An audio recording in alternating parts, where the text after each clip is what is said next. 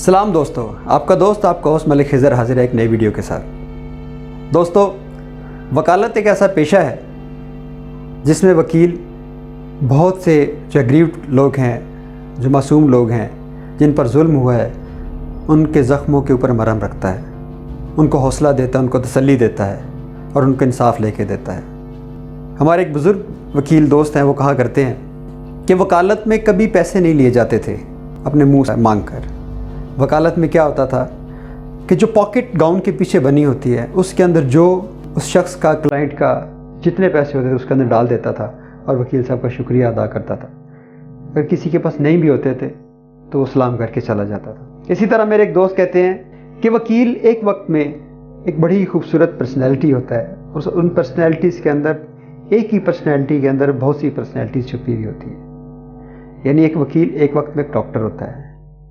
यानी एक वकील एक वक्त में पुलिस ऑफिसर भी होता है, यानी एक वकील एक वक्त में पटवारी भी होता है, यानी एक वकील एक वक्त के अंदर टीचर भी होता है, वकील एक वक्त के अंदर उस्ताद भी होता है, वकील एक वक्त के अंदर टैक्स कलेक्टर भी होता है, वकील एक वक्त के अंदर कस्टम अप्रेजर भी होता है।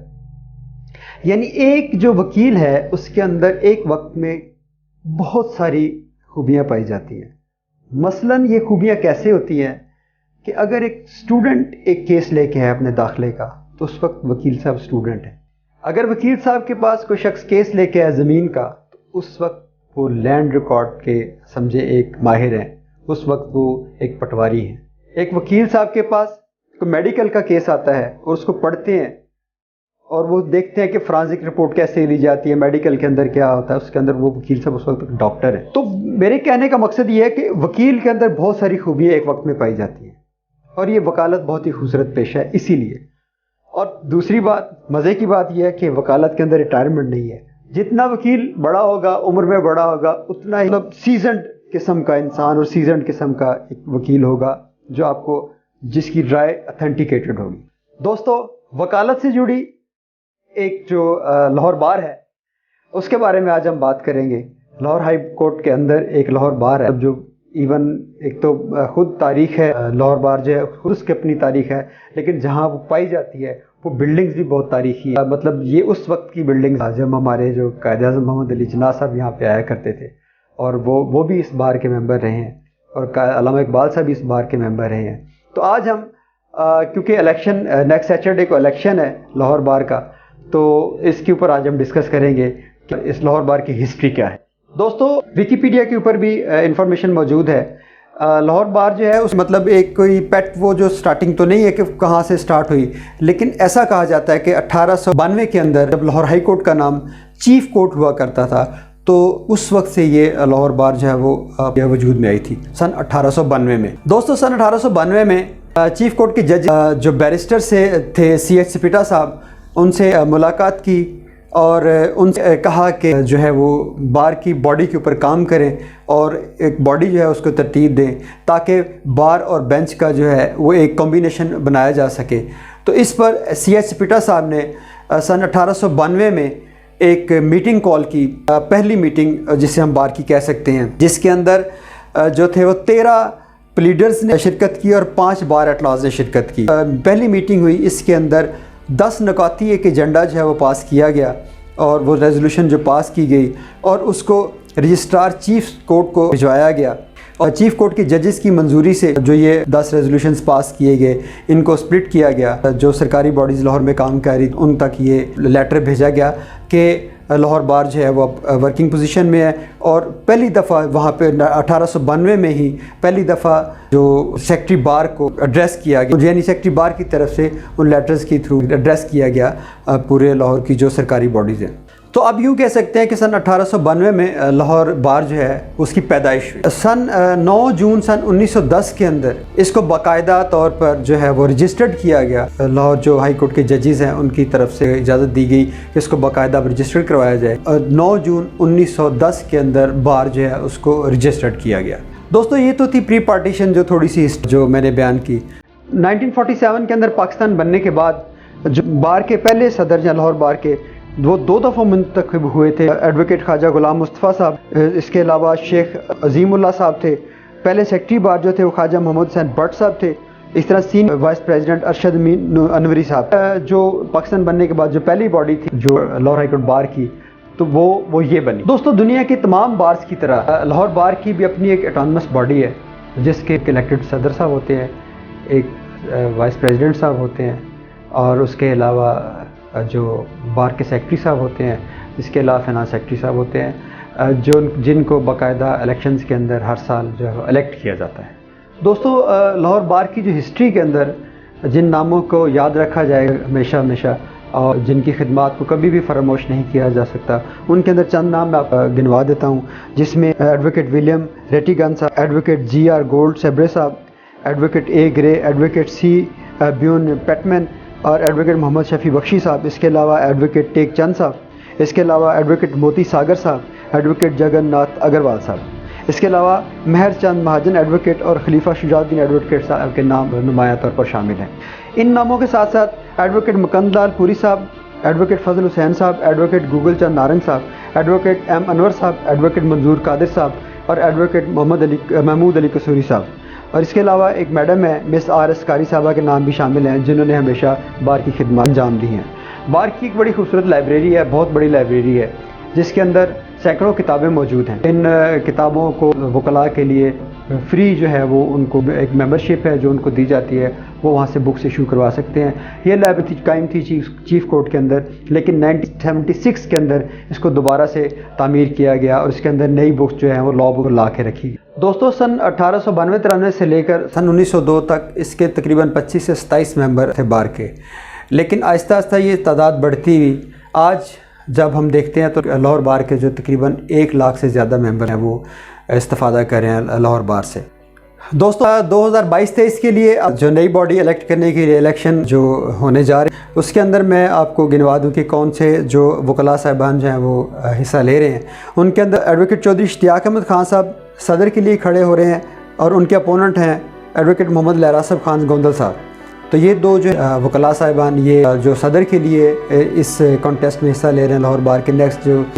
23-24 کی باڈی کے لیے۔ اس کے علاوہ نائب صدر کے لیے ایڈوکیٹ احمد گوندل صاحب ہیں، ایڈوکیٹ افتخار علی بھٹی صاحب ہیں، میڈم ربیہ باجوہ اور ایڈوکیٹ عبدالرؤف بھٹی صاحب ہیں، ایڈوکیٹ میاں سردار گلن صاحب، ایڈوکیٹ چودھری وارث علی سریا صاحب۔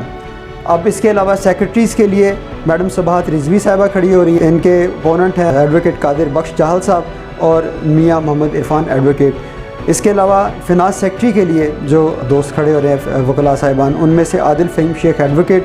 عامر سہیل ایڈوکیٹ اور شاہ رخ شہباز وڈائچ ایڈوکیٹ۔ تو یہ ایک جو کانٹیسٹ ہونے جا رہا ہے نیکسٹ سیچرڈے کو لاہور بار کے اندر۔ تو موجودہ جو صدر اس وقت ہیں یعنی جو 22-23 کے لیے الیکٹ کی گئی تھی، ان کے اندر ہیں جناب سردار اکبر علی ڈوگر صاحب جو صدر ہیں لاہور بار کے موجودہ صدر، اور اس کے علاوہ موجود نائب صدر جو ہیں چودھری سہیل شفیق صاحب، اور اس کے علاوہ رائے عثمان احمد صاحب جو سیکرٹری ہیں لاہور بار کے، اور جناب رانا اختر علی صاحب جو ہیں وہ سیکرٹری فنانس ہیں جو موجودہ ہیں۔ اب یہ جو نیکسٹ باڈی چنی جائے گی اس کے اندر پھر یہ چینج ہو جائے گی ساری کی ساری باڈی۔ تو لاہور بار جو ہے اس کی خدمات جو کبھی نہیں بھولی جا سکتا۔ 2007 کا جو بحران آیا تھا جوڈیشری کے اوپر، جس کے اندر بہت سے وکلاء نے اپنی جانیں بھی گنوائیں اور شہید بھی ہوئے، اور اس رول آف لا کو قائم کرنے کے لیے، آئین کی بالادستی کے لیے مشرف دور کے اندر انہوں نے ماریں کھائیں، اور تقریباً 7 کے قریب جو ہے وکلاء صاحبان جن کے اندر لاہور بار کے ممبرز بھی شامل تھے، اور وہ ان کو جلا دیا گیا، جلسوں کے اوپر پیٹرول پھینک کے آگ لگائی گئی۔ تو ان قربانیوں کو کبھی نہیں بھولا جا سکتا جو وکیلوں نے رول آف لا کے لیے دی ہیں، اور جو کانسٹیٹیوشن کو اپہیلڈ کرنے کے لیے، اس کو ہمیشہ کانسٹیٹیوشن کی بالادستی کے لیے جو انہوں نے کام کیا ہے اس کو کبھی نہیں بھولا جا سکتا۔ اور یہ تمام جو ہیں لاہور بار کے جو اس کے اندر ممبر بھی شامل تھے، اس کے علاوہ پاکستان بار بھی ہے، پنجاب بار بھی ہے، سپریم کورٹ بار بھی ہے، لیکن لاہور بار کا، کیونکہ میں ایک آپ کو بات بتا دوں کہ ہمیشہ یاد رکھیے گا، اب ہسٹری میں جا کے دیکھ لیں کہ جو تحریک لاہور سے شروع ہوئی ہے وہ تحریک ہمیشہ کسی نہ کسی کروٹ بیٹھی ضرور ہے۔ باقی چاہے جہاں سے مرضی تحریک شروع ہو، وہ تحریکیں چلتی ضرور ہیں، اپنا اثر رسوخ بھی رکھتی ہیں، یہ نہیں کہ وہ ناکام ہوتی ہیں، لیکن لاہور کی جو خاصیت ہے اس کے اندر جو بھی تحریک چلی ہے اس تحریک نے ایک تاریخ رقم کر دی ہے، اور یہی حال جو ہے وہ 2007 کے